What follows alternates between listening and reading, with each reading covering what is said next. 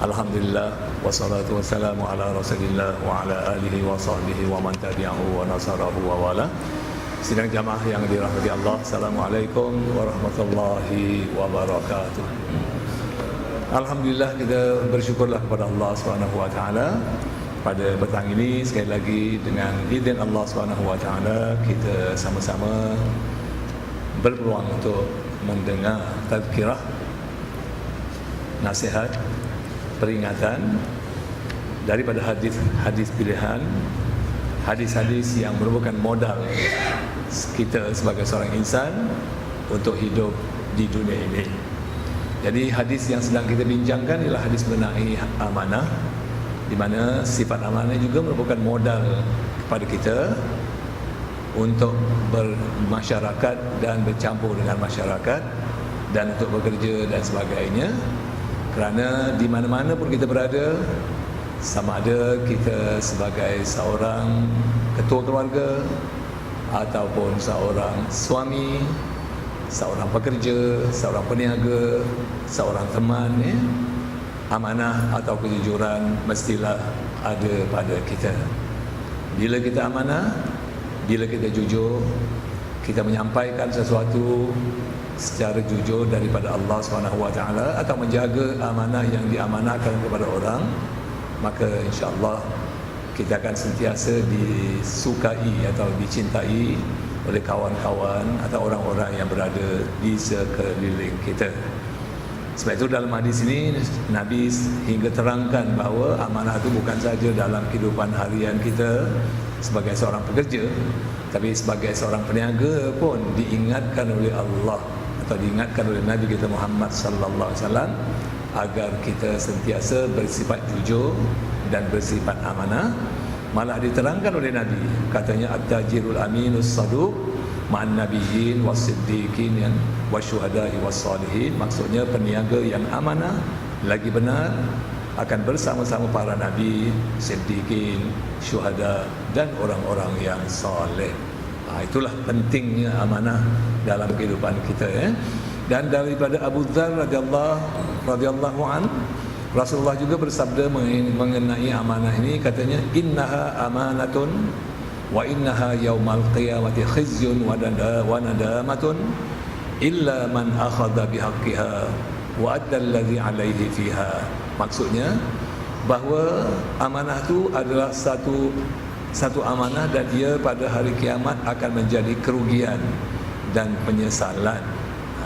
Jadi amanah yang Tuhan amanah atau kewajipan yang Tuhan amanahkan kepada kita boleh menjadikan diri kita orang yang menyesal pada hari kiamat kelak ataupun orang yang rugi pada hari kiamat kelak, iaitu orang-orang yang tidak menjalankan amanah dalam kehidupan hariannya semasa berada di dunia.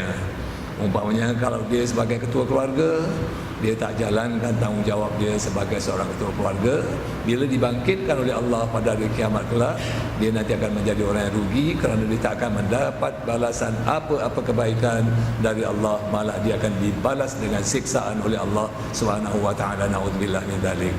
Ataupun kalau dia sebagai seorang peniaga, tapi dia tak jujur dalam perniagaannya, menipu sana, mengelentong dan sebagainya, bila dibangkitkan pada hari kiamat pun dia akan menjadi orang yang rugi, walaupun pada hakikatnya waktu di dunia dengan mengelentong, dengan menipu, dengan memanipulasi dan sebagainya dia untung, tapi di hari akhirat dia tak akan mengalami keuntungan, malah kerugian, dan dia tetap akan mendapat siksaan Allah SWT. Illa man akhadha bihaqqiha. Katanya, Nabi kata, orang yang tak rugi, orang yang tak menyesal ialah orang yang mengambilnya dengan cara hak, serta orang yang menunaikan kewajipan yang terpikul di atas bahunya. Maknanya bukan hak dia, dia tak ambillah hak dia. Dia tahu itu hak orang lain, hak dia hanya sebahagian saja. Dia hanya ambil hak dia saja dan diserahkan hak dia pada orang lain. Hak lain itu pada orang yang mampunya. Umpamanya katalah dalam pembahagian faraid lah umpamanya, dan tiap-tiap seorang daripada kita dah ditentukan dalam Al-Quran dapat sekian banyak. Tapi kita barangkali kita tamak, kita gunakan nama kita gunakan ataupun kita menggunakan sesuatu hingga menyebabkan kita dapat lebih daripada apa yang patut kita dapat. Yang kita dapat lebih itu bukan hak kita, itu hak waris yang lain. Jadi yang kita ambil tu maknanya kita tak amanah. Sepatutnya kita berikan hak tu kepada orang yang punya diri, barulah kita dikatakan amanah. Samalah juga umpamanya kita hutang orang, kemudian kita bayar, kalau kita hutang katakanlah $100, kita baru bayar $80, yang $20 tu kita tak bayar, sengaja kita lengah-lengahkan sedangkan yang $20 tu pun patut hak orang yang memberi hutang kepada kita, tapi kita tak mau bayar kerana kita memang dah ada niat nak kapur lah orang kata nak ambil, nak diamkan supaya jadi hak milik kita sedangkan itu bukan hak kita jadi itu pun bermakna kita tak amanah dan kita akan menjadi orang yang rugi pula di hari akhirat kelak Dan ada lagi hadis lain daripada Abu Hurairah radhiyallahu an mengenai amanah ini.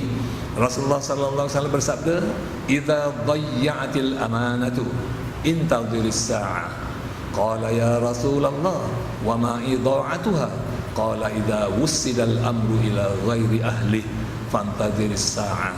Maksudnya, apabila amanah telah disia-siakan, maka tunggulah kehancurannya. Sahabat-sahabat bertanya, "Ya Rasulullah, bagaimana maksud mensia-siakan amanah?" Rasulullah menjawab, apabila sesuatu jawatan diserahkan kepada orang yang bukan ahlinya, maka tunggulah saat kehancurannya. Dan tentu orang ni tak mampu nak memegang jawatan tersebut. Tapi kerana inginkan namanya disanjung, disebut-sebut orang, dia sanggup memegang jawatan tersebut semata-mata kerana ingin dapat pujian dan ingin dikenali oleh masyarakat. Padahal itu bukan ataupun itu di luar kekuasaan dia untuk menjadi seorang pemimpin ataupun menjalankan tanggungjawab yang diamanahkan kepadanya. Jadi kalau orang yang tak tahu diberikan amanah untuk memimpin, maka rosaklah pimpinannya. Macam samalah juga kalau umpamanya seorang suami ni sepatutnya dia jadi pemimpin. Kita serahkan dia menjadi seorang suami kerana dia bermohon untuk menjadi suami. Dan nikah tu maknanya bermohon jadi suami, kemudian dia jadi suami, sedangkan dia tak tahu tanggungjawab dia sebagai seorang suami. Jadi maknanya nanti hanya tunggulah kehancuran rumah tangganya. Sebab bila dia tak jalankan tanggungjawab, tak berikan nafkah umpamanya, tak memberikan layanan yang baik kepada ahli keluarganya, menjadikan ahli keluarganya rasa tak senang, tak tenteram, jadi selalulah berlakunya pergaduhan dan pertengkaran disebabkan ahli keluarganya tidak menerima haknya sebagaimana yang sepatutnya dia terima yang telah ditetapkan oleh Allah SWT dan Rasulnya. Dan sepatutnya kalau isteri itu dapat duit, nafkah tak dibagi. Dan sepatutnya bagi seorang isteri itu mendapat makan dan minum daripada suaminya, dia makan dan minum, dia pakai duit dia sendiri. Dan sepatutnya suami dia membelikan pakaian untuknya, pakaian dia pun adalah daripada hasil dia, duit gaji dia yang dia beli sebelum dia berumah tangga. Dan sepatutnya dapat rumah pun tak dibelikan oleh sesuami. Jadi dalam keadaan seperti ini, suami tadi termasuk dalam orang yang tak menjalankan amanah. Jadi kalau dah amanah tak dijalankan, isteri tak merasa puas dengan apa yang diberikan oleh suami kerana suami tak menunaikan haknya sepenuhnya, maka tentu sekali si isteri ini akan bawa perkara ini ke tengah, pergi ke mahkamah, jumpa kaunselor nak dapatkan perceraian. Jadi huru-hara juga. Jadi pendek kata, apa saja kerja pun kalau diserahkan pada seseorang yang tak amanah, yang tak tahu nak buat kerja, maka jadilah pekerjaan tu huru-hara lah dibuatnya. Sebab itu kalau kita nak jadi seusaha dalam satu badan balik kat masjid atau nak jadi pengurusi pun pastikan kita ada kemahiran untuk memimpin masjid tersebut. Ini kemahiran pun tak ada, pengalaman pun tak ada, tapi kalau nak nama kita pun minta menjadi pengurusi atau minta menjadi jawatan kuasa, Dah duduk jawatan kuasa, tak mau duduk jawatan kuasa biasa. Nak jadi orang yang ada nama ataupun orang yang ada pangkat, ada jawatan, jawatan berdahari ke, atau jawatan siusa ke, atau naib pengurusi ke, agar dia selalu dapat jemputan daripada MUIS atau daripada kerajaan dan sebagainya, kerana dia termasuk dalam golongan orang yang ada nama umpamanya. Jadi setakat itu saja. Sebab itu nanti kerja-kerja tak terbuat, projek tak jalan, hanya tinggal nama saja. Ini semua disebabkan apa? Kerana tak tak ada kemampuan. Kalau kita tengok dalam khutbah yang lepas, minggu lalu kalau tak silap saya, bagaimana dalam satu hadis yang mengatakan yang maksudnya lebih kurang, janganlah kamu meminta sesuatu jawatan, kalau tak silap itulah, di mana jawatan itu nanti tidak dapat kamu jalankan ke apa begitulah, saya tak ingat sangat ingat. Jadi itu peringatan kepada orang-orang yang terkejar-kejar, yang tergila-gila jawatan, nak cari nama dan sebagainya.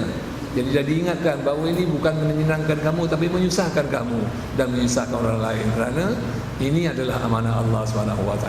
Dan apabila amanah Allah kalau kita tak jalankan, maka orang-orang yang di bawah pimpinan kita, orang-orang yang mengharapkan pimpinan kita akan kecewa, rasa hampa, kerana apa? Tak dapat hak yang sepatutnya mereka dapat. Dan inilah sepatutnya yang dipikirkan oleh kita sebelum kita nak memilih ataupun mengharapkan satu-satu jawatan dan sebagainya. Kemudian hadis lain juga diriwayatkan oleh Imam Al-Bukhari yang menerangkan tentang kelebihan amanah ni, ialah daripada Jabir bin Abdullah radhiyallahu an, Rasulullah sallallahu alaihi wasallam bersabda, al-amanatu tajlibur rizqa wal khiyanatu tajlibul faqra. Maksudnya, amanah akan membawa rezeki, lawannya ialah khianat akan membawa kepada kefakiran. Kefakiran ni maknanya susah, miskin. Memang betul lah. Kita orang amanah, orang yang beramanah, orang semua sayang pada kita. Kerana kita amanah, kadang-kadang orang sanggup memberikan penghargaan kepada kita dengan memberikan sagoti wang, barang dan sebagainya, kerana kita amanah. Jadi orang menghargai kejujuran kita, dan bila dia menghargai kejujuran kita, dia nanti tentu akan memberi sesuatu sebagai tanda penghargaan kepada kita, hadiah ke, ataupun orang kata ni plak ke, ataupun apa-apalah hadiah yang berbentuk penghargaan. Memang betul lah kalau Nabi kata tajlibul rizqa, dia akan menarik kepada rezeki. Apabila kita dah dihargai orang sebagai orang yang amanah, orang percaya kepada kita. Syarikat-syarikat pun percaya kepada kita. Ada orang-orang yang memerlukan pekerja pun percaya kepada kita, dan dia akan mengambil kita sebagai pekerjanya atau pegawainya, dan diberikanlah kita pendapatan yang agak berbaloi dengan apa yang kita lakukan. Sebabnya amanah. Tapi kalau orang khianat, siapa yang nak melantik orang khianat sebagai pekerjanya? Siapa yang nak memberi penghargaan kepada orang khianat? Tak ada orang pun yang nak bagi hadiah kepada orang khianat. Sebab orang ini dianggap sebagai merosakkan kehidupan masyarakat dan merosakkan persatuan, serta kalau dalam perniagaan merosakkan perniagaan kerana dia tidak jujur dalam perniagaan dan tidak jujur kepada pelanggan-pelanggan umpamanya. Jadi apa yang Nabi kita Muhammad sallallahu alaihi wasallam cakap tu, apa yang disabdakan tu adalah benar. Dia akan membawa kita kepada kesusahan. Orang tak akan percaya kepada kita, orang menjauhkan diri daripada kita, orang pun tak mau bantu kepada kita kalau kita susah, kerana orang dah kenal kita sebagai orang yang pengkhianat, tak jujur, tak boleh dipercayai, menyusahkan orang. Sekarang dah susah, baru orang kata dah susah, baru nak ingat orang, baru nak minta tolong dengan orang. Jadi maknanya orang ni, kalau kata mudahnya kita akan kata padanlah muka kau. Kata mudahnya kan sebenarnya padanlah, kerana dah bersikap demikian.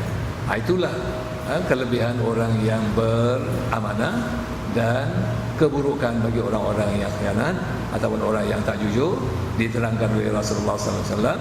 Dan oleh kerana ini adalah sabda Rasulullah, kita mestilah percaya bahawa kalau kita jujur akan membawa kepada rezeki, kalau kita khianat akan membawa kepada kefakiran, kemiskinan dan kesusahan. Jadi daripada hadis-hadis dan ayat-ayat yang kita baca, kita cuba tengok apakah mutiara kata daripada hadis-hadis ini. Mutiara yang pertama katanya, Seorang pujangga pernah berkata, menjadikan Nabi Muhammad sallallahu alaihi wasallam sebagai tauladan. Kerana baginda adalah pemimpin yang membawa kebahagiaan, yang menunjukkan kepada kejayaan dan yang membawa kepada keberuntungan dan kejayaan. Memang betul. Jadi hadis-hadis Nabi tadi itu yang Nabi terangkan semua nak menerangkan kepada kita tentang kejayaan, keuntungan dan kemuliaan hidup kita. Banyak hadis-hadis yang kita bacakan, ada 1, 2, 3 termasuk hadis yang kita bincangkan tu, ada termasuk yang minggu lalu ada 1, 2, 3, 4, 5 ada. Termasuk yang hadis kita bincangkan, jadi 6 hadis. Semuanya hadis-hadis ini memberi petunjuk kepada kita untuk menjadi orang yang boleh mencapai kebahagiaan. Dan hadis-hadis yang disabdakan oleh Nabi ini juga membolehkan kita meraih keuntungan dunia dan akhirat, bukan dunia saja. Dan hadis-hadis ini juga menyelamatkan kita daripada kemiskinan dan kefakiran. Sebab itulah kita boleh ambil tauladan daripada hadis ini, menunjukkan bahawa Nabi besar kita Muhammad sallallahu alaihi wasallam adalah suri tauladan yang paling utama yang mesti kita jadikan tauladan dalam apa bidang sekalipun. Kalau dalam bidang rumah tangga, dalam suasana rumah tangga, kerana kita sebagai suami, kita ikutilah contoh apa yang dilakukan oleh Rasulullah sebagai seorang suami. Kalau kita sebagai seorang bapa, kita ikutilah contoh Rasulullah sebagai seorang bapa. Nabi pun ada anak beberapa orang kan, yang terkenal ialah Fatimah Zahra binti Muhammad, itu yang paling terkenal. Yang lain-lain itu ada yang meninggal awal-awal, ada yang kita tak begitu kenal sangat. Tapi dia menjadi seorang bapa yang pengasih, bapa yang penyayang, bapa yang mengambil berat terhadap kebajikan anak. Itulah sepatutnya kita ikut tauladan Nabi, apa yang Nabi lakukan. Kalau kita sebagai seorang peniaga pun, kita ikutlah contoh Nabi. Nabi pun pernah berniaga, lama dia berniaga. Selepas datuknya meninggal, iaitu Abdul Muttalib meninggal, dia dipelihara oleh pakciknya yang bernama Abu Talib. Abu Talib ni pun adalah seorang peniaga. Masa di umur 4 ke 6 tahun tu, dia dah bawa Nabi Muhammad tu pergi ke Syam, ke Madinah, lebih kurang itu, untuk membantu perniagaan pakciknya. Jadi dia dah ada pengalaman lah dalam perniagaan. Dan waktu semasa dia berniaga, dia terkenal dengan kejujuran. Dia tak pernah tipu pelanggan-pelanggan, tak pernah orang kata menyembunyikan sesuatu barang yang nak dijual tu, kalau rosak dia cakap rosak. Dia tak pernah menyembunyikan. Jadi dengan sebab kejujurannya itulah perniagaan pakciknya terus maju. Dan apabila dia sejak kerana kejujurannya itu, maka banyaklah peniaga-peniaga yang menaruh amanah, percaya kepada Nabi supaya memperniagakanlah barang-barangnya. Semuanya bila Nabi perniagakan, semua meraih keuntungan yang baik. Sampailah Sayyidatina Khadijah bin Khuwailid ni pun menyuruh Nabi membawa barang-barang perdagangannya untuk diperniagakan, pun untung yang lumayan kerana kejujurannya. Bukan kerana dia war-war hoi pakai mikrofon, tak ada. Jujur dia tu. Kerana kejujuran dia, berniaga maju, kerana dia tak pernah tipu. Sehingga dengan kerana kejujurannya itu jugalah Sayyidatina Khadijah melamar dia untuk menjadi suaminya, kerana bukan kerana Nabi itu seorang kaya raya peniaga, tidak. Dia hanya membantu orang yang suruh minta diperniagakan barangnya. Maknanya dapatlah komisen ke, ataupun cara bagaimana 60-40 ke, tak dicerita dalam sejarah, ataupun dibagi upah ke, wallahu a'lam bisawab. Tapi yang penting Nabi memperdagangkan beberapa pedagang-pedagang masa-masa itu, modal dia ialah kejujuran. Jadi modal kejujuran itulah membawa kepada kejayaan dan modal kejujuran itulah dia dipinang atau disunting oleh Sayyidatina Khadijah, seorang saudagar yang kaya pada masa itu. Saudagar tak memandang Nabi sebagai orang miskin, tak pandang Nabi sebagai seorang suruhan, tapi dia memandang Nabi sebagai seorang yang mempunyai kemuliaan budi pekerti. Itulah yang sepatutnya. Jadi dalam hidup kita ni pun kalau kita mau orang pandang kita, orang hormati kita, kita jadilah macam Nabi kita Muhammad SAW. Kita bentuk budi pekerti kita di mana-mana kita berada pun mengikut apa yang dilakukan oleh Rasulullah SAW, terutama dalam kejujuran kita tu yang sepatutnya kita jaga-jagalah. Kemudian pujangga yang kedua berkata, perhatikan kebersihan pakaian, perhatikan bau badan, perhatikan juga penampilan luar. Jangan lupa menggosok gigi dan pakai pewangi itu memang sajalah kerana waktu kita berinteraksi dengan orang. Sekarang katalah kita campur di sini, pakaian kita mestilah bersih, gigi kita pun mestilah bersih. Jadi penampilan ni pun menunjukkan orang kata ni dia punya peribadi seseorang. Kalau orang tu pakai selekeh je, kita nampak orang ni pemalas, tak ada inisiatif, nampak selekeh. Tapi kalau orang tu pakai yang segak, nampak orang ni macam ada semacam kegemilangan yang ada pada diri dia. Ada sesuatu yang cemerlang pada diri dia. Dan kalau orang tu putih bersihnya pun orang nampak bahawa orang ni memang menjaga kesihatan. Itulah pujangga bagi tahu dengan kita supaya jagalah penampilan diri kita dan jagalah tubuh badan kita, kesihatan tubuh badan kita, agar kita dapat bergerak dengan lancar dan dengan baik. Dan akhir sekali pujangga itu berkata, percayalah pada diri sendiri dan janganlah bergantung kepada orang lain. Itu kena ingat jugalah, nak jadi orang yang boleh percaya kepada diri sendiri, kena kuatkan iman. Orang yang kuat, orang yang imannya kuat, maknanya orang yang percaya kepada Allah SWT.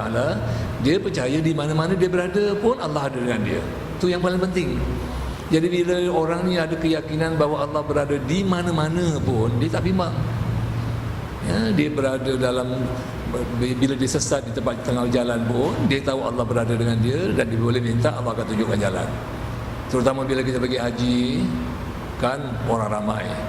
Bila ke Arafah tu harapan untuk hilang tu besar. Bila kat Muzdalifah pun sama, harapan untuk hilang tu pun besar. Mina pun sama, kalau kita merayap-merayap pun harapan untuk hilang pun besar. Jadi kalau kita sedar, kita bukan kita merayap, kita barangkali nak cari pengalaman, nak tengok keadaan sekeliling Mina, keadaan sekeliling Arafah, nak jadikan diri kita biar bertambah khusyuk lagi dan bertambah tawaduk kepada Allah SWT. Kerana kita tengok bagaimana keadaan orang dulu yang berwukuf di Arafah tanpa kemah, terbentang luar gitu, orang kata terang-tang lah, terbuka gitu kan. Kita nak tengok. Jadi kalau kita ada niat yang baik kerana kita nak rasakan bagaimana yang dirasakan oleh Rasul, sahabat-sahabatnya dan orang-orang dulu-dulu yang berhimpun di Arafah tanpa kemah, tanpa apalah sebab di atas, itu makna ada kebaikan. Tapi tiba-tiba bila kita jalan, kita dah banyak-banyak orang, kita dah confused mana kemah kita. Tapi kalau orang yang percaya kepada Allah, dia tahu Allah sentiasa berada bersama dia, dia akan yakin pada dia, Allah akan tunjuk dia. Kan? Jadi nak dapat petunjuk Allah tu berbagai-bagai cara lah. Kena buat, jangan duduk je, jangan diam-diam di tiba Allah angkat, tidak.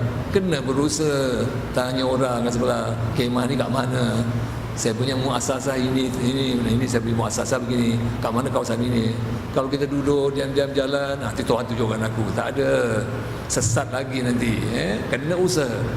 Di mana kita berada pun, dah sesat pun, percayalah Allah akan tunjukkan jalan, tapi kena berusaha. Tanya orang. Tanya orang yang tahu, tunjukkan badge kita punya badge ni, dia punya muasasah kat sini, kat mana tempatnya. Jadi orang, oh ni kawasan ni, atas sana je, suka awak belok kanan. Tapi kalau kita diam je terus percaya, minta tolong Allah ma'ini, Allah bantulah saya, bantu, kemudian tak minta tolong, makin jauh lah kita. Siapalah kita, ingat Tuhan tu nak angkat kita, panggil malaikat angkat orang ni, taruhkan kemah di balik, tak ada. Itu zaman-zaman, waktu zaman Nabi tu lain lah. Nabi boleh diangkat besar kemari sebab dia orang istimewa. Kita ni siapa? Orang biasa je kan. Jadi bila dia sesat, kena berusaha mencari. Jadi anggaplah bahawa mereka menjadi tanggungan anda dan bukan anda yang menjadi tanggungan mereka. Maknanya kita ingat bahawa mereka tu bukan orang-orang yang kita nampak ni semua ni, atau termasuk isteri kita, dia adalah tanggungan kita. Masyarakat pun kita anggaplah semua ni adalah kewajipan kita untuk menanggung mereka, bukan kita mengharapkan mereka menanggung kita. Itu maksudnya jangan jadi seorang peminta sedekah, mengharapkan bantuan orang. Kalau dah betul-betul susah betul, barulah boleh mengharapkan bantuan orang. Selagi masih boleh mencari, boleh bekerja, kerjalah. Kerana kita ni bukan tanggungan masyarakat, tapi kita ni sebenarnya menanggung masyarakat. Itu sepatutnya yang mesti ada, apa yang ada pada diri kita. Dan jangan tertipu dengan orang yang selalu berfoya-foya. Jadi bila nak pilih kawan, carilah kawan yang rajin datang masjid, yang rajin duduk dalam majlis ilmu seperti ini. Janganlah cari kawan yang suka foya sana, foya sini, buang masa sana, buang masa sini, bual sana, bual sini, ngobrol sana. Itu merugikan kita sajalah.